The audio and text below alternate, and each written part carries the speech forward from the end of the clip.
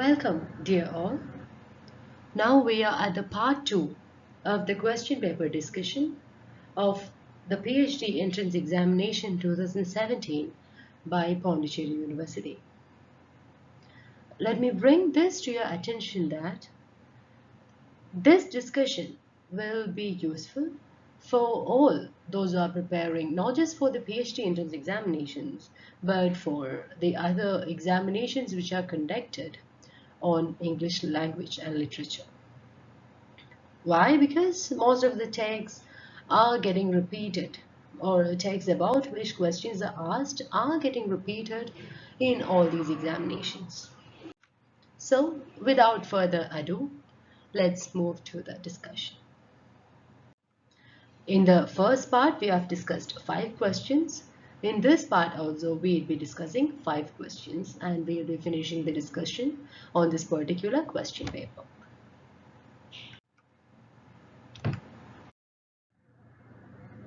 The Wessex Poems is a poetry collection written by William Wordsworth, George Eliot, Thomas Hardy, Eliot Bronte. Maybe from the title you can or you might have guessed who the poet is. It is Thomas Hardy. So the Wessex Poems is a collection of 51 poems which are set in Dorset, and this work or this collection, it was published in the year 1898. So let me give you some details about Thomas Hardy. That is, Thomas Hardy, he was born in Dorset, and the poet William Barnes, or Thomas Hardy considered the poet William Barnes as his mentor. So William Barnes, he was both his friend and a mentor.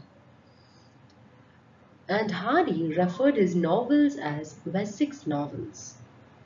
So Wessex, the title is given, or these novels are named after one of the places or one of the kingdoms of the Anglo-Saxon heptarchy, Wessex. You would be knowing the heptarchy, Sussex, Wessex, Northumbria, all these kingdoms which were the part of Anglo-Saxon heptarchy.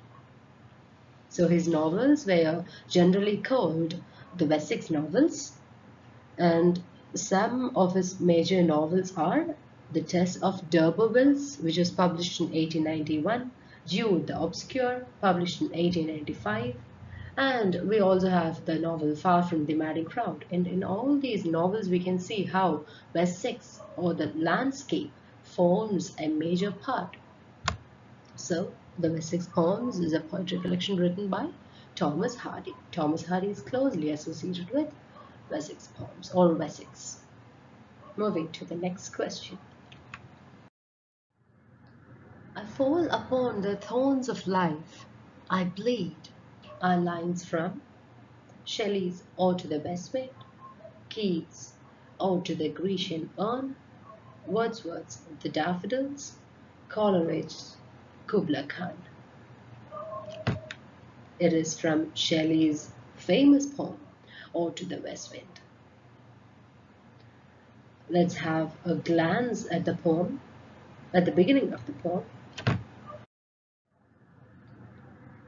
O wild west wind, thou breath of autumn's bane, thou from whose unseen presence the leaves dead are driven like ghosts from an enchanted flame, yellow, black, and pale and hectic red, pestilence-stricken multitudes. O thou, who chariotest to their dark wintry bed the winged seeds, where they lie cold and low, each like a corpse within its grave. So the poem goes on. So this is the first stanza of the poem. Here we can see how the poet describes the effect of the west wind on the leaves. The poem is structured as an ode or in the form of an ode. Ode, you know, is a poem of an address in which The poet will be addressing someone. You have seen Ode to the Nightingale or Ode to the West Wind, Ode to a Grecian urn. So in all these odes, the poet would be addressing, the poet or the narrator would be addressing a being. It could be an animated being or an inanimated being. So when we read these odes, we'll come across such an address. Coming to the line which is mentioned in the question. This line, we can find this line in the stanza 4 of the poem. Here is the line. That is, oh, lift me as a wave, a leaf, a cloud. I fall upon the thorns of life, I bleed. The whole poem talks about the effect of the west wind on the leaf, on the clouds, and on the waves or on the ocean. So that happens in the first three stanzas, and in the fourth stanza, the poet is making a request, or the narrator is making a request to the west wind to give its strength to the poet so that he can be young or he can be impulsive as he had been in his childhood days or in his youth. So now he is saying that I fall upon the thorns of life and I bleed. All the years of experiences of sufferings had clamped me down, has chained me down, and I want your power. I want you to empower me. So this poem, it finally, or it altogether, it is calling for revolution. So the poem calls for revolution, the poet calls for revolution, and he wants his ideas to be carried to the younger generation, carried all over the world, so that his ideas can bring about a revolution, bring about a change. We can talk about this poem in more detail if it is required. Now we can move to the next question. The third question: who talked about the flat and round characters? The options are Wayne C. Booth, David Lodge, D.H. Lawrence, E.M. Forster. The answer is E.M. Forster.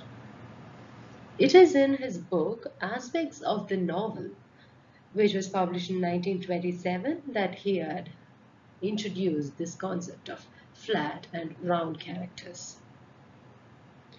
E.M. Forster has mentioned thus: a novel that is at all complex often requires flat people as well as round.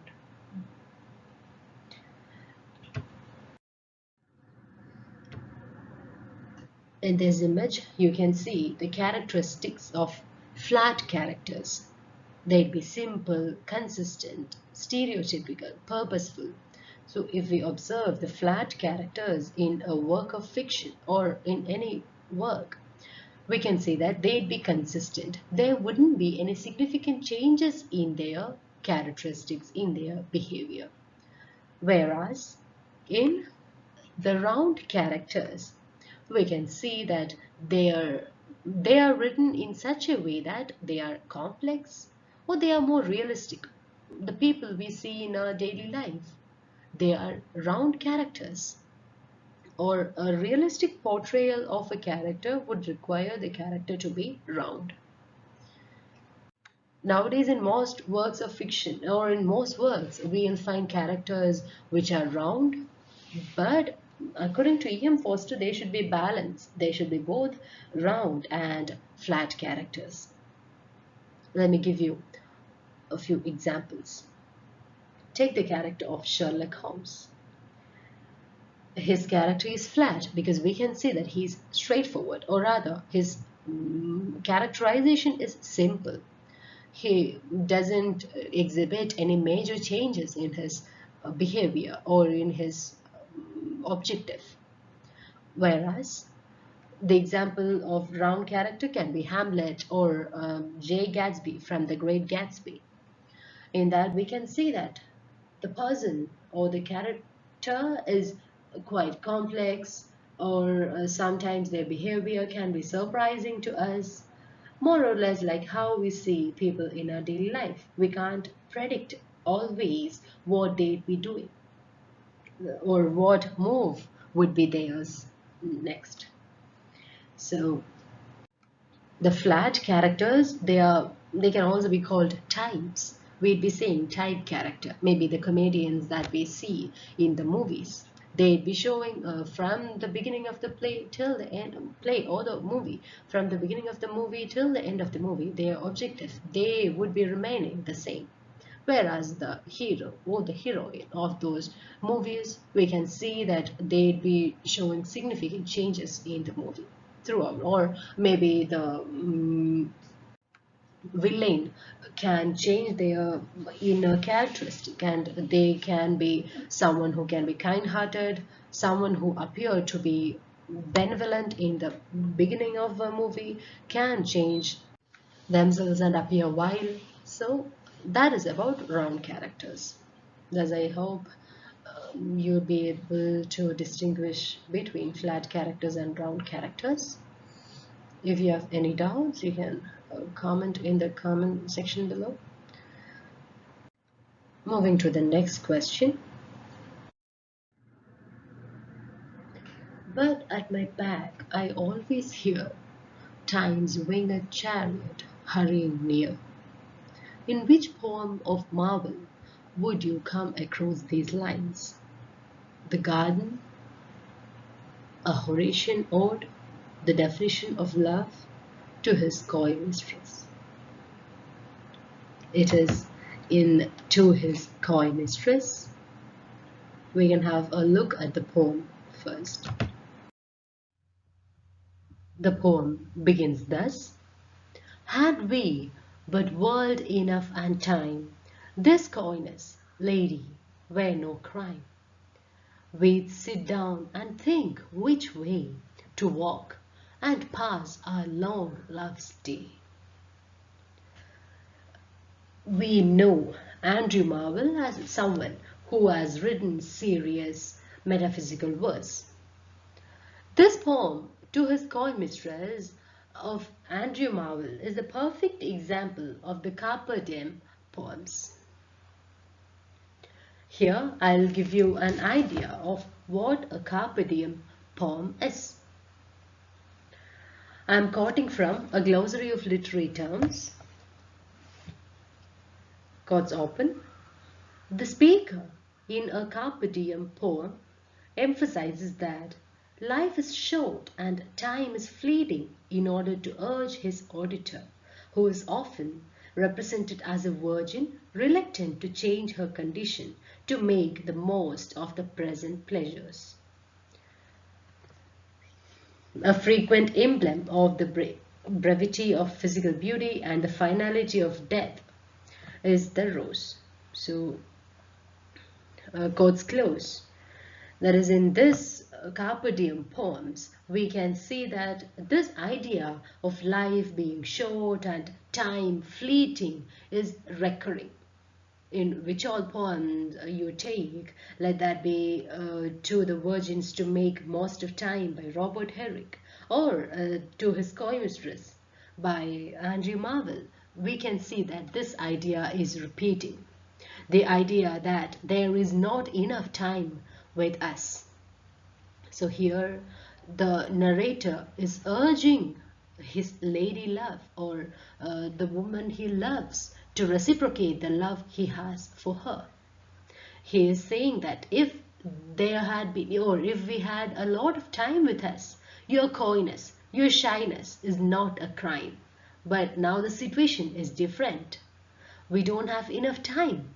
So please yield to my wishes. That is what he is urging. And the same idea gets carried to the further stanzas. There are a few lines in between, but I have directly come to the question that is asked. But at my back I always hear time's winged chariot hurrying near. So again the same idea. The narrator is saying that the time's chariot is arriving, time is flying.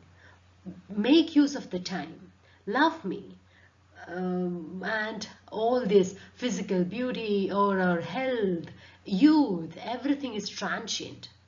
So what we should be doing? We should be making the most out of the time. That is what the idea of carpe diem is, and To His Coy Mistress is a perfect example of carpe diem poem. I hope all the 4 questions we have discussed so far and the ideas which are discussed along with them are clear for you. Now we are moving to the final question, the 5th question of this video. The term anagnorisis means seeing, anathema, discovery, slumber. The answer is discovery. So, anagnorisis is Aristotle's term for discovery. Let us take the examples of plots. In plots, we can see there is a Freytag's pyramid that is functioning, and there as we reach almost towards the end or after the middle of the work, whether it is a play or a novel, we can see that there is a reversal, or there can be a reversal of fortunes of the protagonist. If the reversal is from good to bad, that is, at the end, if it is a failure that is happening, the play, if it is in the case of a play, the play would be a tragedy, and if it is a reversal that happens to something good, that is, if it is success that is happening to the protagonist, then the play would be a comedy. So there, at that point, the protagonist understands what or something that was so far unknown to the protagonist, and that knowledge or that shift from ignorance leads to anagnorisis, or that discovery it leads to peripeteia. That is, this discovery leads to a reversal in fortune. This reversal in fortune is called peripeteia. We can take the example of Sophocles' Oedipus Rex. In the play, we can see that Oedipus finds out that Laius, whom he had murdered, was his father, and his wife is none other than his own mother, Jocasta. And this discovery, this anagnorisis, finally or eventually results in peripeteia, a reversal in fortune or reversal of fortune. Here, his life will become a tragedy. And he blinds himself, Oedipus Rex, he blinds himself by gouging his eyes out. I hope the whole concept is clear for you. Anagnorisis means discovery, and such a discovery results in peripeteia of the protagonist.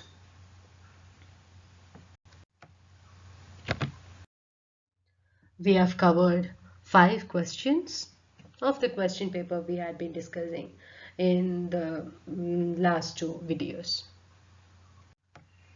Feel free to ask any doubts, or if you want a clarification regarding something, please comment in the comment section below. And if you have noticed that I have made some mistakes in the video, please feel free to correct me, because this is a learning process in which all of us are learning together.